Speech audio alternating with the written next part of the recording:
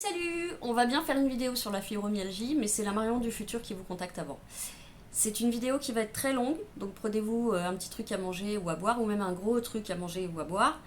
Elle dure à peu près 1h15. Je suis navrée, mais je voulais être le plus englobante possible sur ce qu'on pouvait dire. Et donc j'ai lu beaucoup de choses, des textes officiels. Aussi, j'ai coupé beaucoup de donc et voilà, mais il y en a quand même, je suis désolée. Je ne suis pas une oratrice née. Et enfin, petit disclaimer officiel, je ne suis pas médecin, n'est-ce pas? Je n'ai pas de qualité scientifique qui me permettrait de dire si ce que j'ai lu est faux ou vrai, mais par rapport à mon expérience, j'ai quand même pu préciser certaines choses, mais peut-être que ça parlera pas à tout le monde. En tout cas, j'espère que ça parlera à une majorité des personnes qui sont fibromyalgiques ou de l'entourage des personnes fibromyalgiques, parce que c'est aussi pour ça que je fais cette vidéo. Je vous souhaite un bon visionnage, un bon courage, et je vous dis à la fin de la vidéo. Il est 21h, nous sommes le 30 juillet et il fait 70 000 degrés dehors. Voilà. On prévoit des orages force orange, comme j'aime à dire. Voilà. Donc, bienvenue à tous pour cette vidéo sur la fibromyalgie, qui est une des maladies dont je suis atteinte et dont 1,6% de la population française est atteinte, en tout cas diagnostiquée, et qui touche principalement les femmes, mais on sait aussi qu'elle peut toucher des enfants et des hommes. Voilà, mais principalement les femmes, avec un pic, on va dire, entre 40 et 50 ans. Moi, personnellement, ça a commencé dans ma vingtaine, en 2004, où j'ai commencé à avoir des douleurs chroniques. Je voudrais d'abord faire un petit tour des autorités de santé actuellement, comment elles voient la maladie. Donc je suis passée par des liens que vous pourrez retrouver en barre de description. La fibromyalgie a été reconnue par l'Organisation mondiale de la santé en 92. Néanmoins, elle a été vue comme une maladie psychosomatique, un peu comme l'hystérie chez les femmes avant. Je peux dire jusqu'à maintenant, parce qu'il y a encore des médecins aujourd'hui qui sont dans le déni total et qui disent que cette maladie n'existe pas parce qu'il n'y a pas de facteurs biologiques. Mais je pense que les autres maladies, avant d'avoir des facteurs biologiques et des choses qui pouvaient se voir dans le sang ou les radios, les échos, etc., on n'en avait pas non plus des marqueurs. Je vais un peu lire mes notes parce que je voudrais être vraiment précise dans les termes qui sont utilisés. Et les symptômes, même si bon, je les ai presque tous, donc en fait, ça me serait assez facile, mais je vais essayer de garder cette fois-ci, je vais essayer de garder une ligne droite, pas prendre les sorties d'autoroute, de départementale, Ça se voit que je suis en train de passer mon permis ou pas? Bon, donc je vais commencer par ce qui est dit sur Amélie. Je l'ai découvert en même temps que je préparais cette vidéo. Je suis très contente des progrès qu'il y a eu. Je pense notamment grâce à l'INSERM. Je vous donne la définition qui est donnée par Amélie.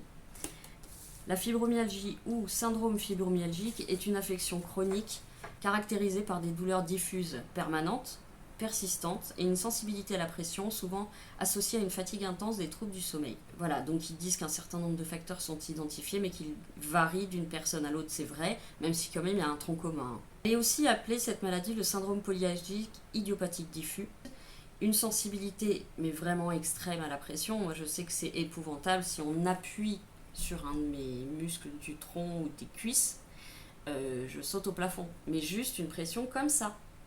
Il n'y a pas besoin de taper. Alors là, quand les gens me tapent sur l'épaule ou quoi que ce soit, moi je contiens un cri et je réexplique des fois pour la énième fois, faut pas me faire ça. Mais sinon, une simple pression comme ça du doigt peut faire une douleur comme si on avait un méga bleu et qu'en gros on appuyait dessus. Voilà, c'est un peu ça, sauf qu'il n'y a rien de visible. Sauf, encore une fois, moi je sais que j'ai déjà eu des articulations gonflées au niveau du poignet, de l'avant-bras, j'ai eu un muscle gonflé, mais le temps qu'on fasse l'IRM, il avait dégonflé, bien évidemment. J'ai eu les chevilles aussi qui ont gonflé avec des boules, des petites boules inflammatoires extrêmement douloureuses. Mais ça, c'est pareil, le temps de prendre rendez-vous et d'être crédible et de trouver un médecin pour faire l'IRM. Enfin bon, je vous parlerai de mon parcours après. Donc voilà, 1,6% de la population, ça je l'ai déjà dit. Il y en a qui vont jusqu'à 2%. Bon, là, je pense qu'on n'est pas encore fixé parce qu'il y a beaucoup de gens qui restent à être diagnostiqués. Et puis beaucoup de gens qui n'osent pas parce qu'on leur a tellement rabâché que c'était pardon, que c'était dans leur tête et qu'ils avaient rien. Et voilà. Donc je pense que des fois, on nous pousse un peu à atteindre plus rapidement la dépression qui fait aussi partie des symptômes associés. Bien sûr, la cause n'est pas connue, mais on avance. Ça serait une altération ou des difficultés au niveau de la perception. Ça se trouve au niveau du système nerveux central et il y aurait aussi potentiellement des fibres qui seraient des fibres nerveuses qui seraient aussi altérées.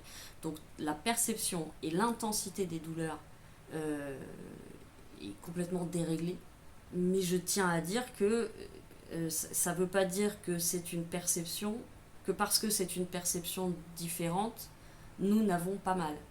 Parce que ça, c'est aussi régulièrement ce qu'on peut entendre. Une médecin d'un service de médecine interne d'un hôpital de Paris m'a dit « Mais non, mais ça, c'est juste votre perception. » Oui, et en fait, je douille ma race, mais c'est ma perception. Donc, je dis quoi à ma perception? Je dis « Arrête de percevoir » ou...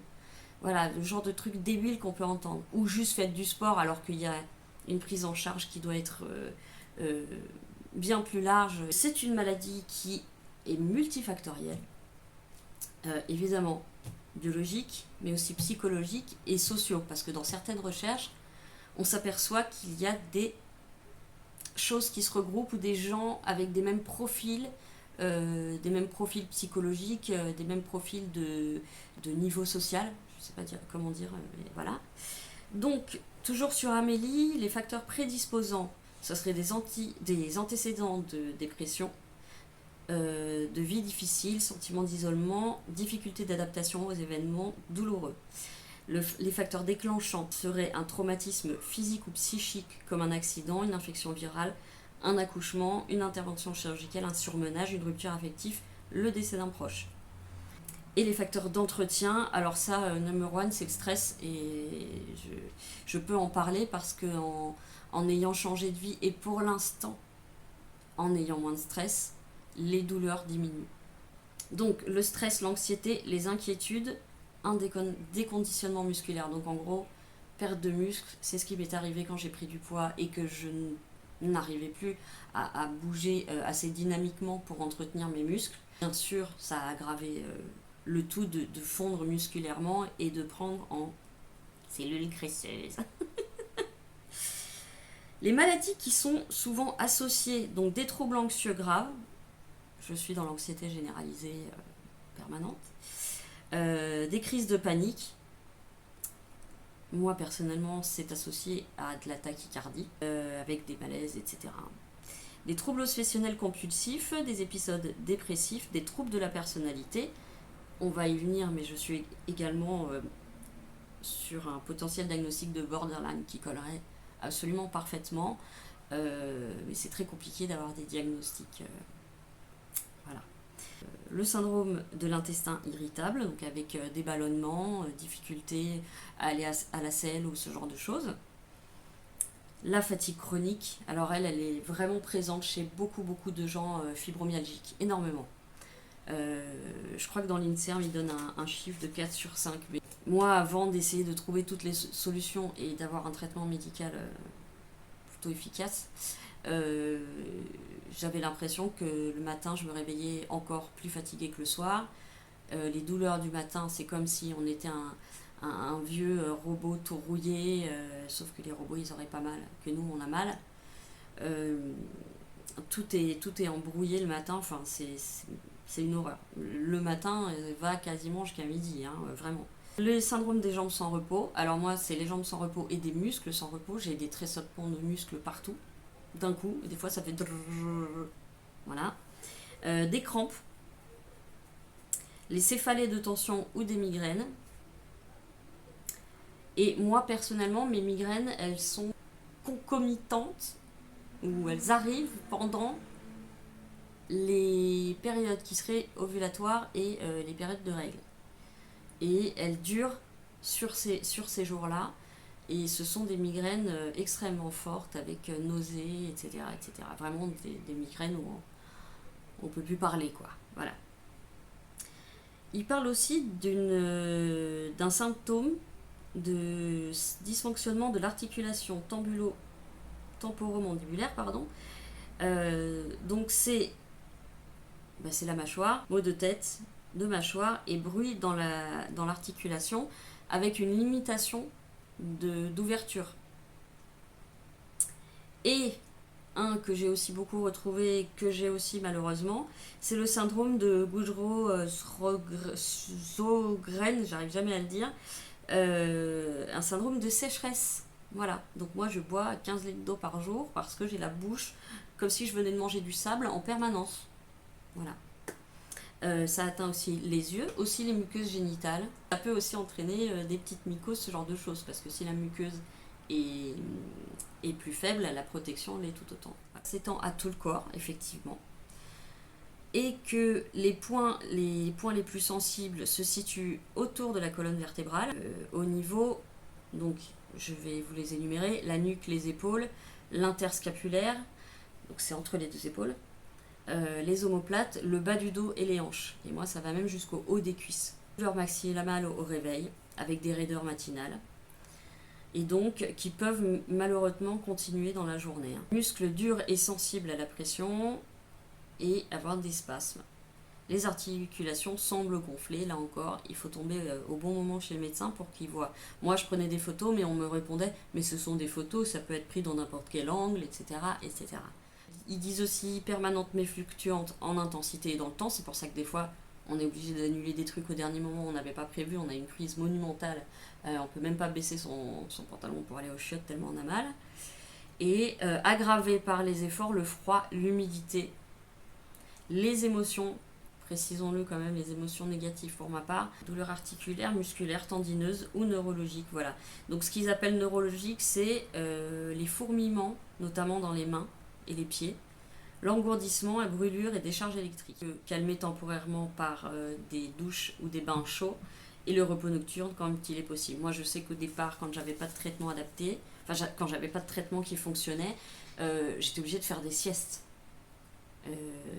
Dans la journée, quand j'étais en crise, je devais dormir la journée, justement parce que la nuit, mon sommeil n'était pas de qualité. Et je vois l'orage qui se rapproche et je vais sortir le chien sous la pluie. On s'en fout, je le vois arriver du coin de l'œil. C'est la fatigue, on en a parlé, donc il parle d'asthénie ou de fatigabilité, effectivement. Moi, l'effort peut complètement, voilà. L'effort est mal toléré et le repos n'apporte qu'un bénéfice transitoire. Très intense le matin, elle peut être ressentie au moindre effort et devenir invalidante. Oui, la station debout est épouvantable. C'est une catastrophe. Moi, la station debout, c'est ce qui me fait le plus mal avec le piétinement. Vous savez, les tout petits mouvements où, par exemple, quand je me promène, marcher beaucoup trop lentement, par exemple. On revient sur le syndrome de l'intestin irritable, vertige, maux de tête, donc ça c'est neurologique, difficultés respiratoires et douleurs thoraciques, essoufflement, des troubles sensoriels, de l'hypersensibilité. Moi personnellement, c'est le nez, les yeux, les oreilles, extrêmement sensible, un nez de clébard, des oreilles de clébard, voilà. Ce qui peut être bien ou pas bien. Hein. Des acouphènes, intolérance au froid ou au chaud. C'est le syndrome de Raynaud. Donc en gros, ma circulation est absolument terrible et ça peut donner des effets. J'ai la gueule toute rouge, mais vraiment rouge, le masque rouge. Les mains toutes gonflées qui sont blanches, violettes. Donc blanches cireuses, hein, comme si en fait c'était les mains d'une personne morte. Voilà, en gros. Et si je ne fais rien, ça peut passer au violet. Voilà. Et ça fait hyper mal. Les pieds pareil. Et besoin fréquent d'uriner. Émiction douloureuse, ça je ne l'ai pas, mais il est possible que ça Moi j'ai des difficultés des fois, mais c'est ni douloureux ni fréquent. Troubles de la mémoire, de l'attention, de la concentration. Ça pour moi c'est oui et oui. Ils mettent ça avec les troubles psychologiques, oui aussi. Pour moi, on retrouve des points communs dans les personnes atteintes. Des points communs, je trouve, d'hypersensibilité, souvent d'empathie. Euh, des gens qui se donnent à fond, mais des gens qui ont aussi un côté dépressif depuis très longtemps, parfois depuis l'adolescence, voire un peu avant. Des idées suicidaires, des passages à l'acte, de l'automutilation, etc. En fait, on se rend compte qu'il y a vraiment des gens qui ont des... Alors, est-ce que c'est lié au dysfonctionnement justement du système nerveux central qui entraînerait tout ça? Est-ce que c'est lié à... Voilà, ça encore, on ne sait pas. Voilà, ça c'est ce que moi j'ai remarqué. Donc retenir les faits récents alors que la mémoire des faits anciens est conservée, moi personnellement, la mémoire des faits anciens ne l'est pas. J'ai des trous de mémoire énormes sur ce qui s'est passé dans mon passé. Difficulté d'apprentissage ou d'expression. D'expression, oui, c'est sûr, je pense que vous le remarquerez dans mes vidéos. Difficulté d'apprentissage, moi personnellement, si ça me plaît, j'apprends vite, si ça me plaît pas, j'arrive pas. Voilà, tout bêtement. Anxiété, craindre de souffrir d'une maladie grave, trouble de l'humeur, oui, je pense. Dépression, voilà, difficultés au quotidien et invalidants, oui. Ils entraînent des perturbations dans les activités de la vie quotidienne et ont des répercussions familiales et sociales. Un grand oui, parce que c'est clairement vrai, surtout quand c'est invisible, encore une fois. C'est...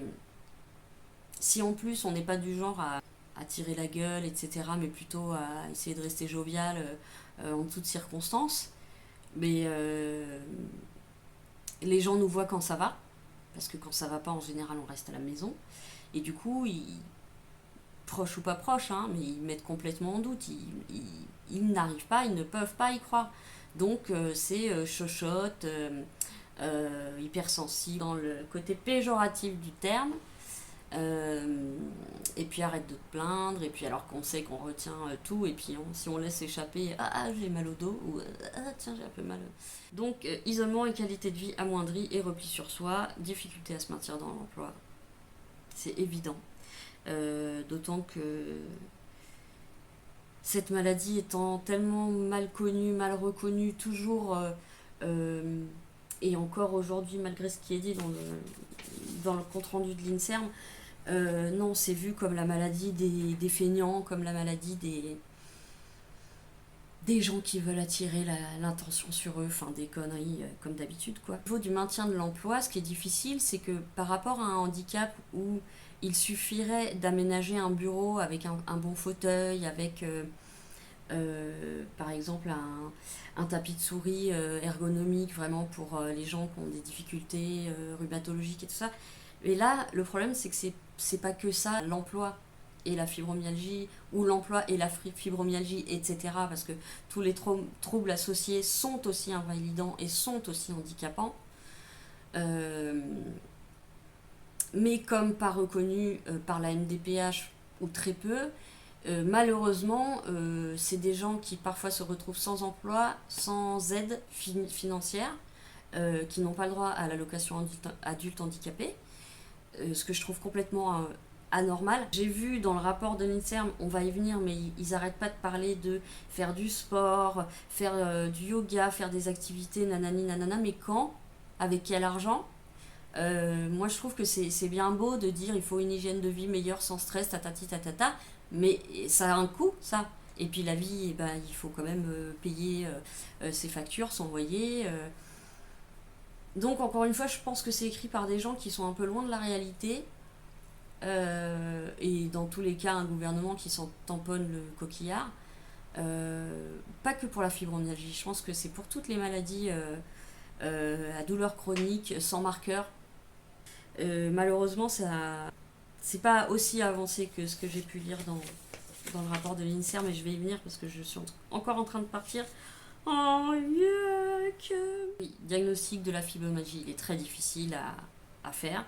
Le seul moyen de le faire, c'est déjà d'avoir un test clinique, une évaluation où on croit le patient, où on va un peu tester les points de pression, où on va demander un petit peu la chronicité des douleurs, l'intensité, qu'est-ce qui les amplifie, qu'est-ce qui les diminue, mais aussi et surtout derrière une batterie d'examens pour retirer toutes les pathologies qui auraient des symptômes communs. Voilà. Et il y en a plein. Là, il donne la polyarthrite rhumatoïde, mais il y a aussi la sclérose en plaques, le lupus. Il y a plein. Il y a la maladie de Lyme aussi qui peut donner des douleurs articulaires, etc.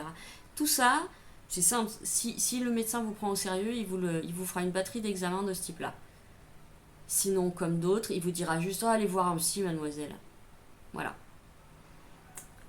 Ponte des hôpitaux de Paris. S'il y a une dépression qui est associée ou qui date d'avant, qui est préexistante, parce qu'en général, il y a une préexistence. Dans mon cas, c'est le cas. Par contre, ça a été accentué au moment des 3-4 ans d'errance médicale que j'ai passé. C'est évident, mais évident. Et en plus, elle s'est amplifiée. Ma fibromyalgie, en tout cas, a commencé par les chevilles et les avant-bras. Et un point dans le dos. Et en fait, très vite, ça a monté, ça a été les mollets, les cuisses, le bas du dos, j'en parle même pas, c'est une horreur. Le dos entier, la nuque, des fois des crises au niveau de la mâchoire, mais des douleurs épouvantables. Les mains. Voilà, donc en fait, il y a tout. Alors, ils disent que les recherches de douleurs existantes sont depuis plus de 3 mois. Moi, je croyais que c'était 6 mois. Et le médecin cherche aussi les symptômes associés. Là encore, si c'est un bon médecin. Cette vidéo étant bien trop longue, je vais finir ici la première partie. Et du coup, l'INSERM, ça sera la deuxième partie. Et ensuite, il est possible que je fasse une troisième partie où je parle de ma propre expérience, de comment est survenue la fibromyalgie. Pourquoi, je ne sais pas trop, mais en tout cas comment ça s'est passé, mon errance médicale merveilleuse. Donc je vous dirai à la fin de la deuxième partie si je fais une troisième partie. Ça sera en fonction du temps que je fais pendant le montage et que je vois si c'est vraiment trop long. Sinon tout le monde va roupiller. Ce serait dommage. Voilà. Je m'excuse pour le côté je pars dans tous les sens et je ne finis pas mes phrases. C'est quelque chose que je peux maintenant travailler puisque je vois réellement comment ça se passe. Voilà, je vous souhaite bon courage et on se retrouve pour la deuxième partie.